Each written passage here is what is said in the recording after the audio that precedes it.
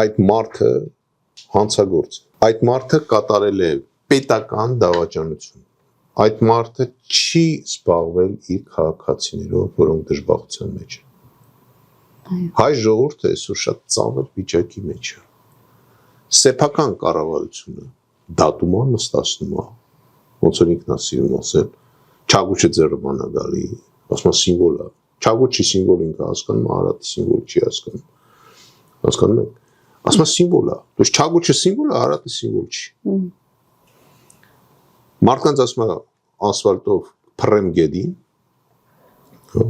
ալիվն էլ այնտեղ է դատում, dus մեր ժողովուրդը ընկել է երկու իշխանության կողմից դատվում են։ Երկու իշխանություն հետապնդում է հայ ժողովրդին։ Հասկանում եք ինչ է կատարվում։ Նման վիճակի մեջ աշխարհում ոչ մի ժողովուրդ այսօր չկա։